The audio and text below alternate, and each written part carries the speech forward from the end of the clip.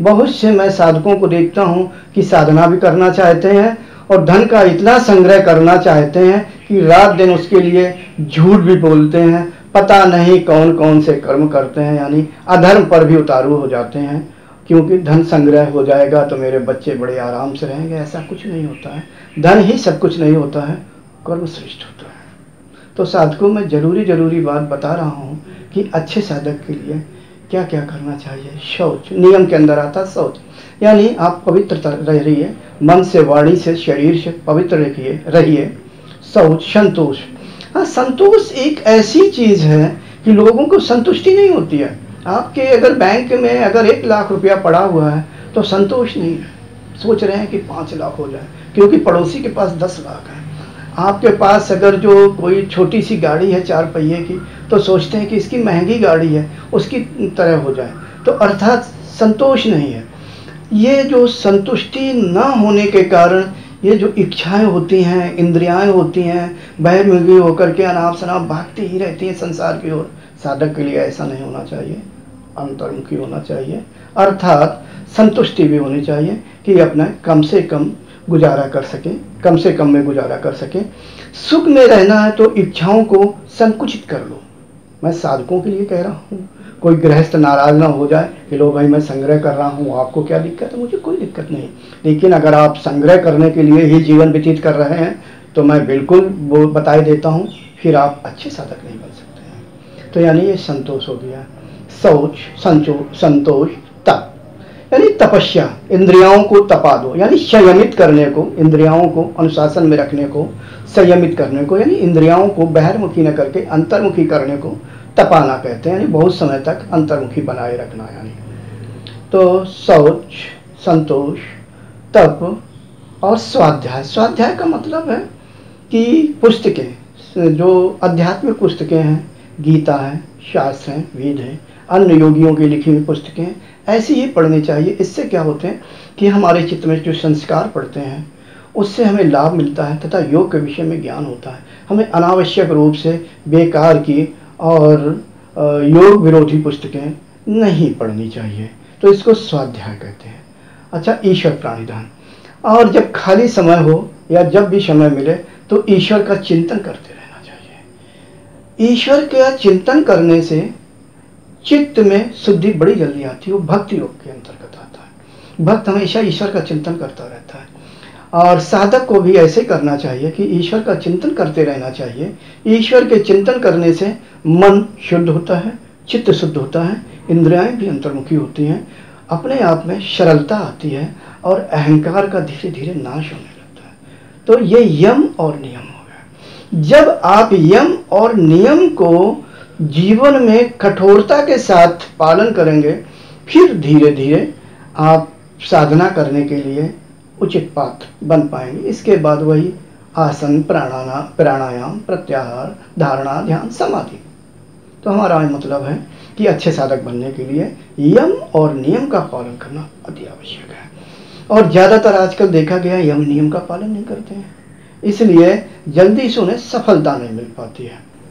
हाँ, मैं एक बात और बता दूं, साधकों को सात्विक भोजन करना चाहिए, किसी तरह का तामसिक भोजन नहीं करना चाहिए। मैं हर जगह बताता हूँ, वीडियो में बताता हूँ, किताबों में बताया, कहीं भी शिविर में जाता हूँ तो बताता हूँ सात्विक भोजन का, यानी सात्विक भोजन का प्रयोग करें, यानी खाएं। तामसिक भोजन यानी स्वादिष्ट भोजन ना करें, अर्थात मसाले और तले हुए भोजन का प्रयोग बिल्कुल ना करें अगर अच्छे साधक बनना है। तो हमारा मतलब ये है कि शरीर को और सुख शरीर को अगर सात्विक बनाना है तो सात्विक भोजन का प्रयोग करना अति आवश्यक है। क्योंकि जब आप सात्विक भोजन करेंगे तो उससे जो प्राण बनेगा तो वो भी सात्विक होगा। अच्छे साधक को दिन में 3 बार प्राणायाम अवश्य करना चाहिए। तो प्राणायाम करना कभी ना भूलें। इसमें आंतरिक कुंभक का बहुत बड़ा महत्व होता है और भस्त्रिका का भी बहुत बड़ा महत्व होता है। इससे बड़ी जल्दी सफलता मिलती है। प्राणायाम तो भिन्न भिन्न प्रकार के बहुत से हैं, फिर आपके पास जितना समय हो प्राणायाम करें और उससे आपको बहुत बड़ा लाभ मिलेगा। क्योंकि प्राणायाम करने से स्थूल शरीर और सूक्ष्म शरीर शुद्ध होता है। सूक्ष्म शरीर का, चित्त का और मन का शुद्ध होना अति आवश्यक है। तभी ये मन यानी लगता है, जब मन शुद्ध होगा, चित्त शुद्ध होगा, तो धीरे धीरे मन अंतर्मुखी होने लगेगा। चक्रों पर जो स्थित, चक्रों के ऊपर स्थित जो मलिनता होती है वो धीरे धीरे नष्ट होने लगती है। चक्र एक्टिवेट होने लगते हैं। इसके बाद कुंडली जागरण का भी अवसर आ जाता है। साधकों, श्रेष्ठ साधक बनने के लिए सांसारिक पदार्थों का बहुत ज़्यादा एकत्र करना आवश्यक नहीं होता है। सत्य तो यह है बहुत कि कर्मों का श्रेष्ठ होना आवश्यक है। बहुत से लोग ऐसा सोचते हैं कि अगर मेरे पास अधिक धन दौलत हो जाएगी तो मैं सुख की प्राप्ति करूंगा। धन दौलत से सुख की प्राप्ति नहीं होती है। वो कभी ऐसे लोग संतुष्ट नहीं होते। मैं बहुत से लोगों को जानता हूँ कि बहुत ही उनके पास पैसा है लेकिन वो संतुष्ट नहीं है। उनके पास ईश्वर का नाम लेने के लिए समय ही नहीं है। हे साधकों, धनवान वो है जो ईश्वर का नाम लेता है। धनवान वो है जो साधना करता है। धनवान वो है जो सत्य के मार्ग पर चलता है। धनवान वो है जिसने अपना जीवन अध्यात्म के मार्ग के लिए अग्रसर कर दिया है। धनवान वो नहीं है कि जो सिर्फ रुपए के लिए ही अपना जीवन जी रहे हैं। एक ना एक दिन उनका छूट जाएगा। यदि आप अच्छे साधक हैं तो आपके जो साधना के द्वारा फल मिलेगा वो मृत्यु के बाद भी आपको काम देंगे। लेकिन ये रुपए और पैसे, धन दौलत जिसे कहते हैं, यहाँ की सुख सुविधाएं मृत्यु के बाद काम नहीं देंगी। वो यहीं पर सब कुछ बना रहेगा, यानी पड़ा रहेगा। ये हमारा नहीं है, ये स्थूल जगत का है। हमारे साथ इस शरीर को त्यागने के बाद कर्म ही शेष रहता है। इसलिए श्रेष्ठ कर्म को करो। श्रेष्ठ कर्मों से एक बहुत बड़ा लाभ होता है। आप सभी लोगों को ये शिकायत होती है कि मुझे श्रेष्ठ गुरु नहीं मिले। मैं साधकों ये सत्य कह रहा हूँ, यदि आप सभी श्रेष्ठ कर्म करेंगे तो श्रेष्ठ गुरु अवश्य मिल जाएंगे, क्योंकि इस कर्मों के द्वारा ही गुरु की प्राप्ति होती है। आपने पूर्व काल में जैसे कर्म किए होंगे, वर्तमान में आपको वैसे ही गुरु मिले होंगे। इसीलिए देखा गया है कि बहुत से साधक बहुत समय तक साधना करते रहे, उन्हें ये शिकायत रहती है कि हमारे गुरुदेव ने हमें कुछ नहीं बताया, हमें गुरुदेव के द्वारा कुछ भी प्राप्त नहीं हुई, हमें अध्यात्म में हमारी उन्नति नहीं हुई, कई साल हो गए, या हमारे गुरु को ये बात मालूम नहीं है, वो बात मालूम नहीं है, वगैरह वगैरह। मैं गुरुओं के विषय में कुछ नहीं कहूँगा, सिर्फ ये कहूँगा कि अगर जो श्रेष्ठ गुरु को प्राप्त करना है तो श्रेष्ठ कर्म करो। श्रेष्ठ कर्मों का जब आपको फलित होगा, यानी श्रेष्ठ कर्म जब आपको फलित होंगे तो निश्चय ही प्रकृति आपकी व्यवस्था कर देगी, श्रेष्ठ गुरु तक पहुंचा देगी।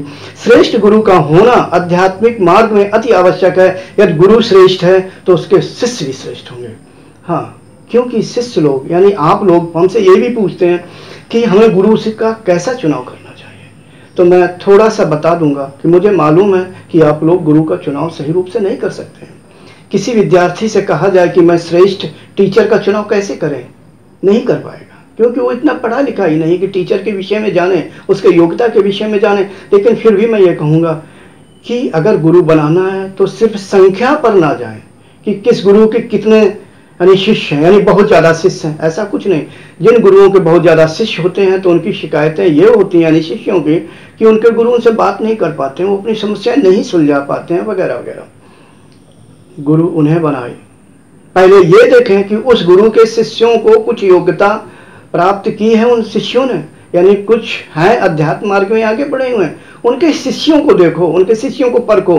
अगर उनके शिष्यों ने कुछ पाया हुआ है तो फिर ऐसे गुरु के शरण में चले जाइए। अर्थात गुरु के विषय में तो नहीं जान सकते हैं आप, लेकिन शिष्य के विषय में जानिए, उनके साथ रहिए या उनके विषय में जानकारी करते रहिए। अगर किसी गुरु के शिष्य अच्छी अवस्था को प्राप्त हुए हैं तो समझ लो कि गुरु अच्छे हैं, और उनका अगर मार्गदर्शन मिलेगा तो जरूर ही कुछ न कुछ आध्यात्मिक प्राप्ति हो जाएगी। साधकों, आप सभी तो जानते ही हैं गुरु पूर्णिमा क्यों मनाई जाती है। इसे व्यास पूर्णिमा भी कहते हैं। व्यास अर्थात पूर्ण। आज से 5,500 वर्ष पूर्व वेद व्यास जी हो चुके हैं। उन्होंने शास्त्रों को लिखा हुआ था, पुराणों को लिखा हुआ था, और वेदों को उन्होंने यानी क्या कहना चाहिए एक्सप्लेन किया हुआ था, यानी विस्तार में समझाया हुआ था। तो हमारे जो व्यास जी हैं तब से गुरु पूर्णिमा को मनाते हैं और ये गुरु के लिए होता है। आप लोगों के कहीं भी गुरु हैं, भले ही आप उनके सामने ना हो, मन से, श्रद्धा से, एकदम से भक्ति भाव से बिल्कुल उनके यानी शरणागत हो जाइए। शांत बैठ के अपने अंतःकरण में देखिए और उन्हीं की अनुभूति कीजिए। यदि आप सच्चे मन से गुरु की अनुभूति करेंगे तो अंतःकरण में यानी आपके ही अंतःकरण में उनकी उपस्थिति अवश्य मिलेगी, क्योंकि गुरु सर्वत्र व्याप्त होता है, अर्थात पूर्ण। मैं यही कहना चाहूँगा कि श्रद्धा पूर्वक गुरु के शरण में चले जाइए, उसमें कमियां मत देखिए, जो वो बताएं लगे रहिए। कुछ गुरुओं की एक और आदत होती है, क्योंकि मैं भी उसी पद पर हूँ, कि कभी कभी वो ऐसी भी परीक्षा लेते हैं कि साधक खुद भी भ्रमित हो जाते हैं और छोड़ के चले जाते हैं और उनमें अथवा त्रुटियाँ निकालने लगते हैं कि ये गुरु ऐसे हैं, वो गुरु ऐसे हैं, वगैरह वगैरह। अर्थात इसलिए श्रद्धापूर्वक आपने जो भी गुरु बनाया हुआ है, जो भी आपकी इच्छा के अनुसार आपने जिनके शरणागत हो गए हैं, उन्हीं में श्रद्धा रखिए। ऐसा मत करिए कि आज इस गुरु के शरण में चले गए, कल दूसरे की शरण में चले गए, परसों तीसरे की शरण में चले गए। ऐसा मत करिए। हाँ, अंत में मैं यही कहूँगा, आप लोग इतनी कठोर साधना करिए, इतनी कठोर साधना करिए कि आपका आध्यात्मिक मार्ग प्रशस्त हो जाए और आगे की ओर बढ़े। ये संसार आपको भी जाने कि आप भी इस संसार की एक इकाई है।